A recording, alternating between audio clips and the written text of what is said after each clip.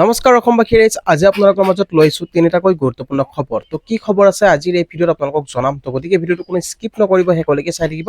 তো বলক ভিডিঅ'টো আৰম্ভ কৰোঁ। ৱেলকাম টু মাই চেনেল গুড্ৰাক আছে।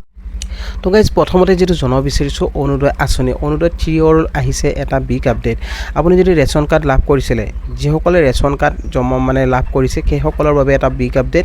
যদি আপুনি ৰেচন কাৰ্ডখন লাভ কৰিছে তেনেহ'লে আপুনি ৰেচন কাৰ্ডখন আপডেট কৰাব লাগিব আপোনাৰ আধাৰৰ সৈতে। যিটো কণ্ট্ৰল দোকানত এই কাম চলি আছে, আপুনি দোকানৰ সৈতে যোগাযোগ কৰক আৰু তাতে যিহেতু আপোনালোকক কৰি দিয়া হ'ব এই কাম। আপোনাৰ যদি ৰেচন কাৰ্ডখন আধাৰৰ লগত লিংক কৰোৱা নাই তেনেহ'লে আপুনি কৰি লওক। যিসকলে অৰুণোদয় আঁচনি লাভ কৰি আছিলে, ঠিক আছে, তো আপুনি অৰুণোদয় আঁচনিৰ সুবিধা তেতিয়াহে লাভ কৰিব আপোনাৰ ৰেচন কাৰ্ড যেতিয়া আধাৰৰ লগত লিংক হ'ব। আৰু ৰেচন কাৰ্ড লিংক থাকিলেহে আপুনি অৰুণোদয় সুবিধা লাভ কৰিব পাৰিব। আৰু ৰেচন কাৰ্ড যদি আপোনাৰ লিংক নাথাকে তেনেহ'লে কিন্তু আপুনি অৰুণোদয় সুবিধা লাভ নকৰে। তো বহুতো মহিলাৰ নাম কাটি দিয়া হৈছে। তো কিহৰ বাবে নাম কাটি দিয়া হৈছে? যদি আপোনাৰ নামটো কটা গৈছে, কিবা কাৰণত যদি আপোনাৰ নামটো কটা গৈছে তেনেহ'লে আপুনি ক'ত কি কৰিব লাগিব? তো এতিয়া যিহেতু আপোনালোকে একো কৰিব নোৱাৰে, যিটো পঞ্চায়তৰ কাম চলি আছে, নিৰ্বাচনী প্ৰচাৰ যিটো চলি আছে, তো তাৰ কাৰণে যিটো সকলো মানুহ যিহেতু নিৰ্বাচনত যিহেতু কামত ব্যস্ত হৈ আছে, তো তাৰ কাৰণে এতিয়া আপোনালোকৰ যিটো স্কিম চৰকাৰী আঁচনিৰ একো কামেই হোৱা নাই। তো আপোনালোকে পঞ্চায়ত ইলেকশ্যন যেতিয়া যাব, ইলেকশ্যন যোৱাৰ পিছতে আপোনালোকে এই ভাল খবৰ লাভ কৰিব পাৰিব। অৰুণোদয় এখন নতুন তালিকা ওলাব পাৰে। সেই তালিকাত আপোনালোকৰ নাম আহিব, নতুনসকলৰো নাম আহিব আৰু পুৰণিসকলৰো নাম আহিব।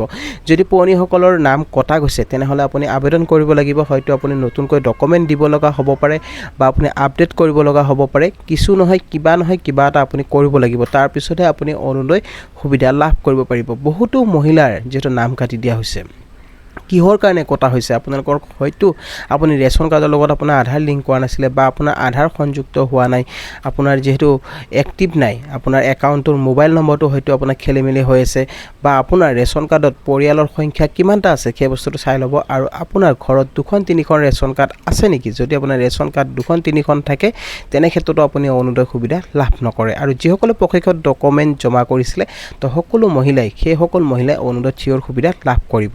অৰুণোদয় 3 সুবিধা এতিয়ালৈকে দিয়া হোৱা নাই। তো অহা আপোনালোকক 10 মে'ত হয়তো আপোনালোকক দিব পাৰে অৰুণোদয় 3 পইচা আপোনালোকৰ একাউণ্টত সোমাই যাব পাৰে। তো আপোনালোকে তাৰ আগতে আপোনালোকৰ লিষ্টত আপোনাৰ নামটো আছেনে চাই ল'ব। আগৰ লিষ্টখনত যদি নাম আহিছিল তেনেহ'লে আপুনি লাভ কৰিব অৰুণোদয় 3 সুবিধা। আৰু কিছুমান জেগাত যিটো ফৰ্ম দি থকা হৈছিলে, কিন্তু এতিয়া ফৰ্ম একেবাৰে বন্ধ হৈ গৈছে, এতিয়া ফৰ্ম দি থকা নাই। তো পঞ্চায়ত নিৰ্বাচনৰ পিছত আকৌ ফৰ্ম মুকলি কৰি দিয়া হ'ব। আপোনালোকে নিশ্চয় লাভ কৰিব অৰুণোদয় 3 ফৰ্ম।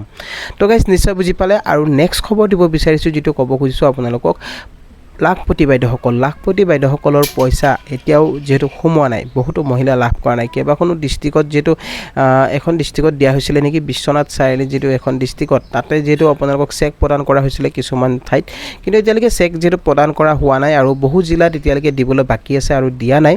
কিছুদিন আপোনালোকে ৱেইট কৰি দিয়ক। পঞ্চায়ত ইলেকশ্যনৰ পাছতে আপোনালোকে লাভ কৰিব লাখপতি বাইদেউৰ 10,000 টকা আপোনালোকৰ একাউণ্টত যিহেতু ডাইৰেক্ট সোমাই যাব। আপোনাৰ একাউণ্টত ডাইৰেক্ট 10,000 টকা সোমাই যাব, যদিহে আপোনাৰ একাউণ্টটো সকলো ঠিকে আছে। যদি আপোনাৰ একাউণ্টত কোনো সমস্যা নাই, কোনো ভুল নাই, আপোনাৰ যদি আধাৰ লিংক হৈ আছে বা আপোনাৰ KYC আপোনাৰ যদি শুদ্ধ হৈ আছে, তেনেহ'লে আপুনি লাভ কৰিব 10,000 টকা। সকলো মহিলাক দিয়া হ'ব 10,000 টকা, যিসকল মহিলাৰ নাম আহিছিল। আৰু আপোনালোকে এটা কাম কৰিব, আপোনাৰ লিষ্টত আপোনাৰ নামটো আছে নে আপুনি চাই ল'ব। আপোনাৰ যিটো MMUA বুলি আপুনি গুগলত চাৰ্চ কৰি এখন লিষ্ট যিটো প্ৰকাশ পাইছিলে LIC ডাটা ৱাইজ, তো সেইখন আপোনালোকে চাই ল'ব। তাতে কেইজন আপোনাৰ গ্ৰুপত আছিলে সেই বস্তুটো আপোনালোকে আনুমানিক ধৰিব পাৰিব। আৰু নেম ৱাইজ যদি আপুনি চাব বিচাৰে তেনেহ'লে আপুনি পঞ্চায়তত যাব লাগিব।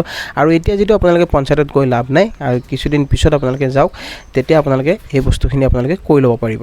আৰু 10,000 টকা আপোনালোকক যদি দিম বুলি কৈছিলে মামাই, আপোনালোকে নিশ্চয় এই 10,000 টকা আপোনাৰ একাউণ্টত সোমাই যাব। আপোনালোকে নিশ্চিন্ত থাকক। আপোনাৰ একাউণ্টটো যদি KYC দিয়া নাই, আপুনি KYC কৰাই থৈ দিয়ক।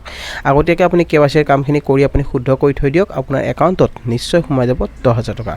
তো গাইজ আৰু এটা খবৰ দিব বিচাৰিছোঁ, যিটো ক'ব খুজিছোঁ, চৰকাৰী ঘৰৰ টকা আপুনি লাভ কৰিলে নাই। যদি চৰকাৰী ঘৰৰ টকা আপুনি লাভ কৰা নাই তেনেহ'লে আপোনাৰ একাউণ্টটো আপুনি এবাৰ চাই ল'ব।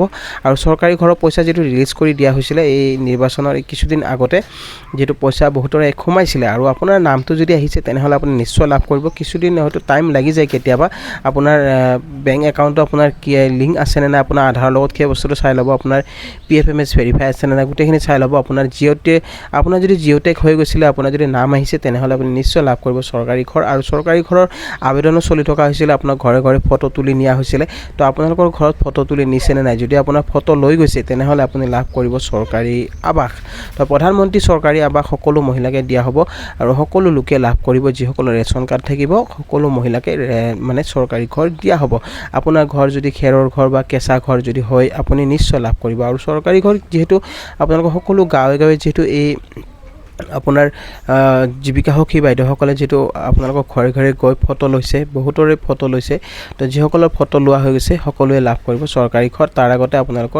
আপোনাৰ পঞ্চায়তত গৈ এবাৰ আপোনালোকে খবৰ কৰি চাব পাৰে আপোনাৰ কি সমস্যা হৈ আছে যদি আপোনাৰ পুৰণি হিতাধিকাৰী হয় যদি আপোনাৰ নামটো আহিছে আপুনি পইচাটো সোমোৱা নাই তেনেহ'লে পঞ্চায়তত আপুনি যোগাযোগ কৰিলে এই সুবিধাখিনি আপোনাৰ টকাটো মানে আপুনি পাই যাব পাৰিব তো গাইজ আপোনালোকে নিশ্চয় বুজি পালে আই হোপ আপোনালোকক তিনিটাকৈ খবৰ জনালোঁ ভিডিঅ'টো চাই যদি ভাল পাইছে তেনেহ'লে এটা লাইক আৰু শ্বেয়াৰ কৰি দিব নাপাহৰিব আৰু লগতে চেনেলটোত যিসকল নতুনকৈ আহিছে চেনেলটো ছাবস্ক্ৰাইব কৰি ৰাখিব আৰু কাষত থকা বেল আইকনটো প্ৰেছ কৰি দিব যাতে এনেকুৱা ধৰণৰ নতুন ইনফৰমেশ্যন আহিলে সকলোতকৈ আগত পাই থাকে তো গাইজ আজিলৈ মানে জয় আই অসম।